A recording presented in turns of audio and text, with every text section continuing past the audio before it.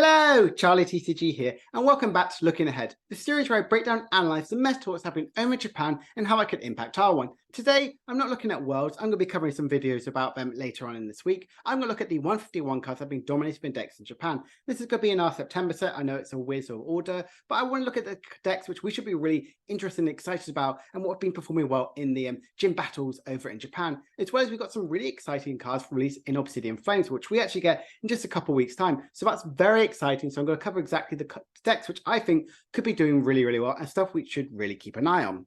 So a card which a lot of people have been talking about is that Pidgeot EX, that quick search ability, making you pretty much search your deck for any card you want and put it in your hand and shuffle your deck afterwards. It isn't a reveal, it is limited to once per turn, and it's also good it's not from evolving. This is powerful because it is a reprint of the old Pidgeot from the Fire Red and Leaf Green era, and I quite like the sort of style effect, and it is a EX stage 2 weak to lightning, so it has got quite a bit of vulnerability to it. But I think of like Intellion was very, very powerful. This could be a new partner for Arceus or any sort of searching deck as well. Having this a 1/0/1 line with one rare candy is pretty decent as well. Absol EX, I kind of like here that Curse Slug sort of attack is quite nice with the Arbok kind of if your opponent has 3 or fewer cards in the hand, does 120 more damage.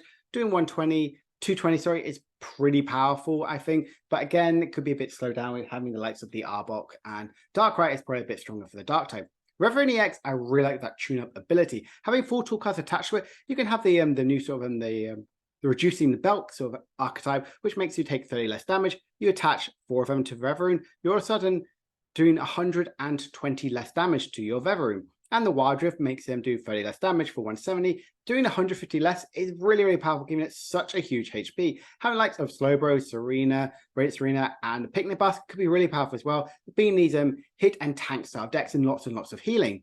I like this card especially because we have the stage 1 Reverie, the one in this Sword and Shield base set, which gets you to discard a basic energy and also an attack and draw into you have 6. I really like this. Another card which I really like is Steel type. We've had quite a lot of love for Steel type, especially in this video. It's King Gambit. 180 HP is still pretty decent, especially for a stage 2 Pokemon, but it has an amazing execute ability attack, where your opponent's Pokemon, if the active Pokemon has 4 or more damage cards on it, is immediately knocked out. And that could work really well for Tool card, which I'm just about to talk to now. It could be a really fun little stage 2 sort of archetype, which may see some play in locals, but overall I think it's quite fun. It works really well with that Revenge Punch tool card, which you can see here, which pretty much, if the attack is KO'd by any damage attacks from your opponent's Pokemon, put 4 damage counters on the attacking Pokemon. And this works very, very well because they get the KO, put the 4 damage counters on, promote the King Gambit, and get the KO. I really like that sort of effect. Sizzle, I think, is really good with that punishing Scissors attack. 10 plus 50 for each, more damage for each of your opponent's Pokemon that have an ability in play. Think of it like the Flapple as well. Flapple does 50 times. This is basically 10 more damage. I think you could potentially see the slot if you're playing a Lumis Energy in your Zoro box. This could be a nicer replacement here, although it does have a 2 retreat cost, but it has a higher HP. The Greta is the new champion card, and it's a really interesting effect. Until the end of your turn, none of your Pokemon can attack. So this could be pretty good, especially in going second. This could be a really, really powerful sort of archetype to play here, because you're not really going to be attacking in most sort of decks. And you get to search your deck for 2 basic energy cards and attach them to one of your Pokemon. Yes, it is basic, but think of it in the likes of Darkrai, think of it likes in Ting Lu, think of it like so many other things here. Because if you think about Ting Lu can now have Greta as well as Koraidon to potentially accelerate two Ting Lu to get them set up. It's really, really strong. So I generally think Greta is a really powerful card, especially if you like going second. And this is a really, really powerful archetype with lots of ways out to it, with having likes of Luminion and obviously as well as Pokegear. Town Department Store is a very interesting stadium card. Once during your turn, the player may search your deck for a tool card, reveal it, and put it into their hand. Pretty much an auto way to search out for Forest Stillstone or Sky Stillstone is really, really nice. And again, Revenge Punch, like I just talked about, works incredibly well in this style of decks. It's quite good to get those like extra sort of tool cards you might potentially need. This could be in some Lost Box or decks. Don't know if it's going to see too much play, but a stadium which is going to see play and had a lot of hype is this Pokemon League HQ. The attacks of each basic Pokemon in play, both yours and your opponent's, is 1 colorless more. Everyone with, oh, this is going to kill Sableye. Sableye now needs to have like 2 attachments to it, or have an energy bump stadium. Oh, this could slow down other sort of really powerful archetypes like Miraidon, like Xianpao. Yes, but a lot of these cards have ways to kind of go around it. They can potentially combat this in Pokemon League HQ. I think it's a nice sort of counter for these sort of Sableye sort of archetype, but I think it's definitely something to be considered about, especially in Lost Box, where potentially we need to get an extra attachment to that Sableye, so you can kind of go around that Pokemon League HQ. Another card that's honorary mention that was revealed yesterday was the Houndour and Houndoom map. I think it has a really fun synergy with it. Houndour has that pack coordinator, and so for each bench Houndour, search your deck for Darkness Energy and attach it to Houndour. I really like this way to kind of like energy accelerate, and it could work well with the Houndoom. So attack without resolve assault. Resolve assault, yeah, it's quite a bit challenging final one display. 50 plus damage, and if your opponent's active Pokemon is an evolved Pokemon, does 70 more damage. And then it does 130 discard energy attached to this Pokemon. Not too bad, but doing 140 damage is, so yeah, 120 damage, sorry, is not too bad for two dark, basically a 2 dark color energy. But again, it is a stage 1, but I thought it's a fun sort of archetype to really kind of talk about. Potentially could be used in like a GLC deck. So let's look at the gym battle winning list. What decks have kind of been having a big impact from the 151? What's been having the most impact? And it'll be a good understanding to see how this meta is starting to evolve, and kind of might help away in your world testing to kind of see exactly what Japanese players are kind of testing over there, even though none of these cards would be legal, but it's showcasing the range of decks and ones that are definitely being a lot popular. So I thought I'd just start on the bat by looking at Gardevoir EX. Gardevoir EX here, we are seeing it has the 4 copy of the Scarlet and Violet rolls. This is very powerful as well because it gets that easy KO on the returning and Gardevoir, and you don't have to sacrifice any of your big sort of Zacian Gardevoir EX or regular Shiny Arcana Gardevoir. Another card in here, which you've potentially seen, which you're like, huh, that's interesting. They do play a Miriam here, and that's definitely quite a bit of an interesting one, especially with 2 copies of Super Rod. Must be really, really scared of potentially Pokemon getting knocked out quite of ease. Mew EX in here, and I'll probably learn exactly what Mew EX does. It's incredibly powerful. Not only is it an extra good draw support to help you be Iona proof, but basically it's a way to attack. And Lost on Giratina is very, very popular over there. And having a pretty much 3 energy attachment to a Mew, kind of getting a guaranteed KO on a Giratina because you can copy its attack is very, very powerful, and kind of like being used in that sort of capacity is very, very strong. And that's, I think, main reason why this Mew is played so heavily. It does also play that Cycle Path, which is discard 1 Psychic Energy, draw a card. Basically, Rainic Greninja, but you draw 1 less. Very, very powerful. So Archetype does play the Forest Hill Stone, does play lower sword counts, but is playing the Worker and the 3 copies of Stadium, and also playing a Power Pad. So a huge amount of ways to kind of combat the Lost City and Path to the Peak, which have definitely been dominating the format. So something to really consider about, because we can easily have just a look at this Gardevoir Clefairy deck, which is super, super different, having loads of new sort of archetypes. If you don't know, this Clefairy is really interesting with its ability, where if it's in the active spot, you get to attach basic energies to your bench of Clefairies. Really, really good. And it does have some other sort of unique sort of attacking options in here. It does play a high count of the Mew, making it's pretty much focusing purely on getting these Clefairy setup. It is a Clefairy plus Gardevoir with the package in here.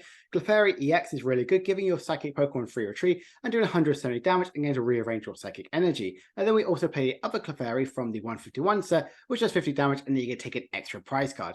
This is really good because you can kind of get those setups. Clefairy can help with the attacking options, or potentially even using like Zacian, Weirdeer, as well as Gardevoir to kind of help in the assault sort of with that sort of route.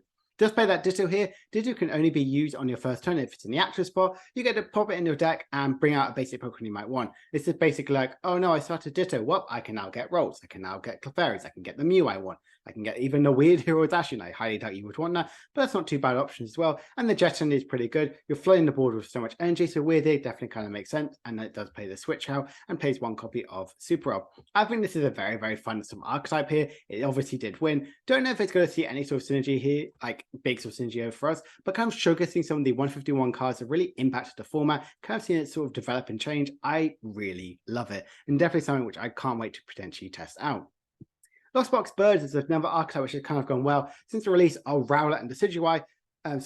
The Dartrix sort of thing. We have seen an increase of this Decidueye. Decidueye does 30 more damage for each damage counter on the opponent's Pokemon. Having obviously Sableye and Cramorant, you're not someone's going to get these big one-hit KOs and got to kind of be scattering some damage around there. So Decidueye definitely really falls prey to that and really, really powerful for it. And Hlucha obviously to put some damage around it.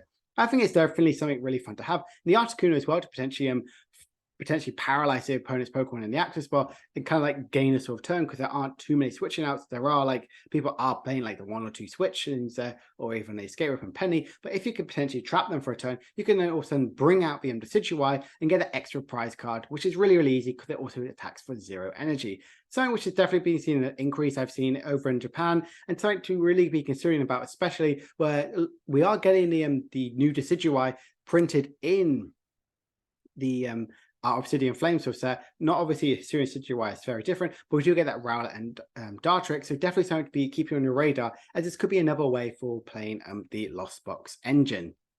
Zorobox as well is another archetype which is kind of doing pretty well and getting quite a lot of stuff here. I do like having the Grotto and Torterra. Grotto is really easy to kind of get your Torterra and do more damage because you've got lots of evolved Pokemon out in play.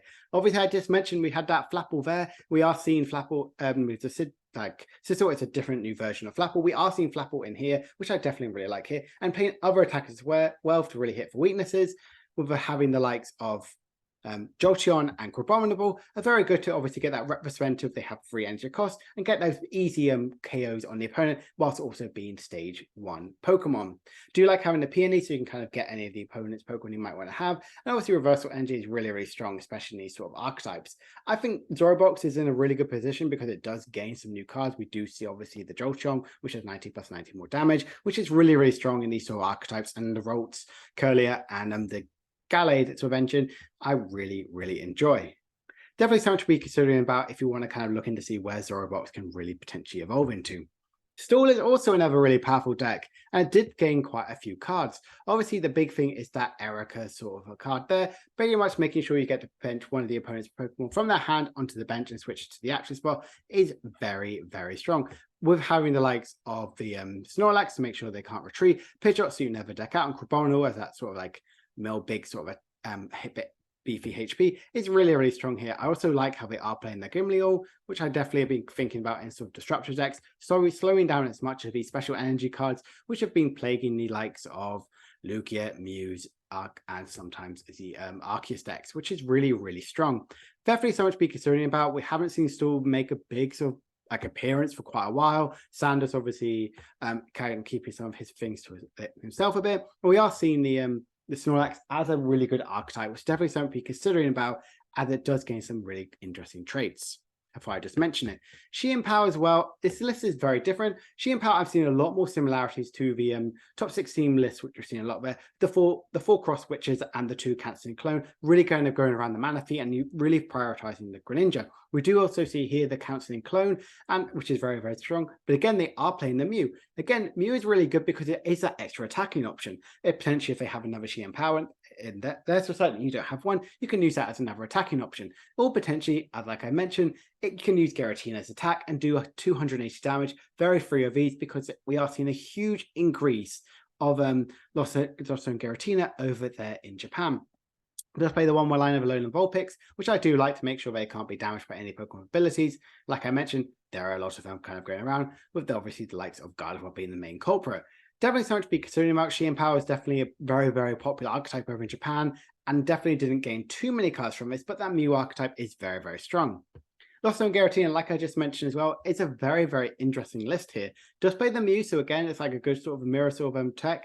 But again, if you're playing a mirror, you probably don't really want to play it, but it has a decent sort of option there. Potentially even having it copying the likes of Arceus EX, search your deck for some basic cards, energy to accelerate to the forward, which is pretty decent as well. Obviously going with the Path to Peak, which is the most common sort of engine in this one, but it does play the Ditto and 3 copies of them. Because you're playing so many switching cards in here, you don't need to worry too much on getting a Battle VIP pass. As long as you get some Dittos out here, you can pretty much like get them out, search your deck for the confies, put them back in the deck, and then they're really easy targets, obviously, after the first turn to send them away. I think it's definitely a really fun sort of deck. I do think Giratina is definitely one of the strongest archetypes over in Japan. It is definitely the borderline tier 1, tier 2 archetype, which is always constantly going back and forth because it is super strong in a best of 1 format. Lugia V-Star is definitely an archetype which has always been constantly evolving, and they have definitely been more favoring the colorless sort of build. I always could technically cover the single stripe build, but they didn't really play any new sort of cards in there. Again, we are seeing this more like the Mew EX. We are seeing Mew EX is pretty much the best sort of card from the 151 set. It's played in so many sort of decks as well, and the colorless build really fits in nicely with it. because you're just playing loads of colorless energies, it can work in there and obviously be that counter to other cards. You can utilize any sort of attacks that you have out on the opponent's side. Like I mentioned, the Giratina, you can even use Miraidon, Lugia's, and even a Gardevoir. Not really to great success, but it is in there as an option to get that big sort of attack option here. And having the Bravery Charm is really good. Snorlax has 200 HP, and Mew and Weird get an additional bump of 50 HP is really, really strong. I think this list is really, really powerful. It's a list which I have been covering before, and Colorless I think is in such a good place. Miraidon EX as well is a really sort of fun sort of card here, which has been performing pretty well. We do see the Zapdos here, which obviously means it has free retreat, and it also has the attack, which has 120 and doesn't snipe some damage onto the bench. Works incredibly well with the likes of Magnezone V-Star, which again is seeing quite a rise of popular. Again, we are seeing Mew, we are seeing the cycle path, which gets to discard a card, start a basic energy, and draw a card, which works really nicely in Mareep as well, because we don't now need to rely on having Greninja as that extra discarding effect. We can rely on the Stadium, which I think is really, really lovely in here. Zero Aura is kind of becoming a bit more of a staple in Miraidon. That 30+30 if they're evolved Pokemon works incredibly well in Gardevoir, pretty much forcing them to KO a single prize or having that switching and that boss out. It's definitely something which I do like where Miraidon players are going with it. And it even plays out new Miraidon EX. Yes, it may not be too powerful, but it does have free retreat, so it's a really good pivot option as well. I kind of do some more damage between 20 and 130, and unfortunately having not the best style effects. This list is focusing more on having the Arven as well to kind of search out that Forest Hill Stone, EXP share, as well as that Bravery Charm, and then multiple of your sort of item cards, like very much the niche shot cards as well, like the Scarab and that Palpad. Definitely an interesting card and archetype to really talk about. And to kind of finish it off, I wanted to look at Zoroark V-Star. I think this is my favorite archetype from the 151 sort of set here, by having that Doduo, which is pretty much to get to damage it and get to draw a card.